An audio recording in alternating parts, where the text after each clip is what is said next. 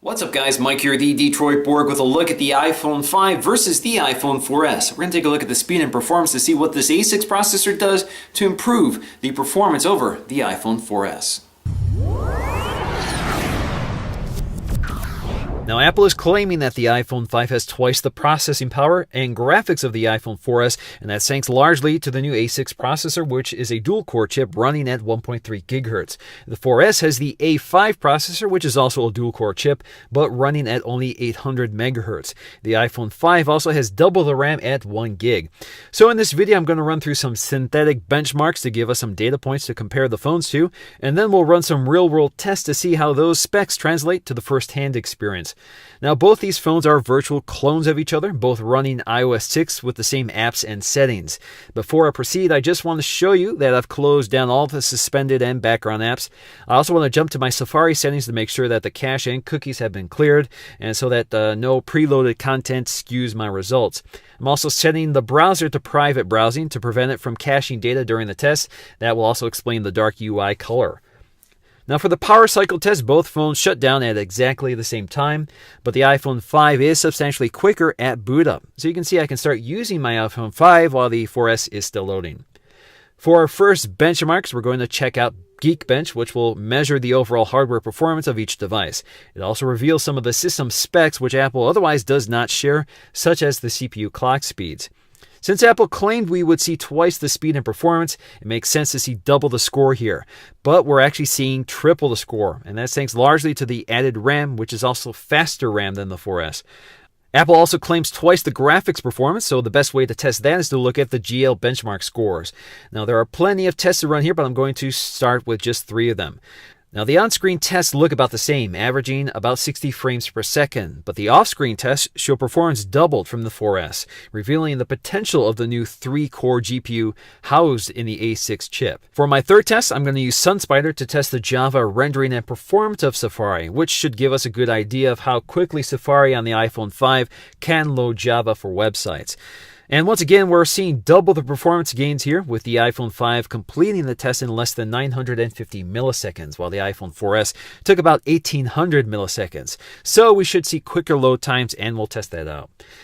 Now, the one area where speed boosts tend to show the most obvious impact is in the performance of the camera. And the camera does load noticeably faster on the iPhone 5. When it comes to taking photos, the iPhone 5 can take photos about as fast as you can tap your finger to the screen. Not so much with the iPhone 4S. And when it comes to snapping HDR photos, which require some processing power, the iPhone 5 is also substantially quicker at completing the task than the 4S. Another good test is video exporting with iMovie. Now, on this test, I have identical 36-second long projects in both phones, complete with transitions and music. Now, exporting the project in 1080p HD on both phones reveals that the iPhone 5 is moderately faster than the 4S at completing the task. Now, these differences will be magnified on export jobs that are significantly larger than this one. Now, a good way to test day-to-day performance on the iPhone 5 is to see how quickly apps load.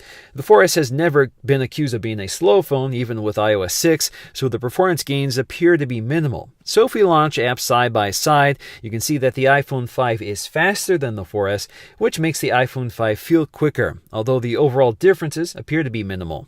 There are bigger performance gains in tasks that can take advantage of the additional RAM, such as apps with cached content like websites, Twitter, and Maps.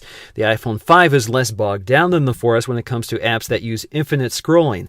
The Google Plus and YouTube apps are a particularly good example of this. The app's performance therefore feel noticeably smoother with higher frame rates. The Maps app also performed much better on the iPhone 5. The 4S, by comparison, spends a lot of time reloading the maps, while the iPhone 5 has been able to cache more data in the system RAM. So if you're scrolling around the city of Chicago in that flyover mode, you can see that the 4S really struggles to keep up with the iPhone 5. The additional RAM also seems to help with the state of closed apps. For example, if we relaunch apps I've loaded for these comparison videos, you can see that the iPhone 5 has been able to preserve the state of more apps than the iPhone 4S. Also, apps just load much more quickly on the iPhone 5. In terms of Safari performance, websites generally seem to load quicker, which is always dependent on your network connection.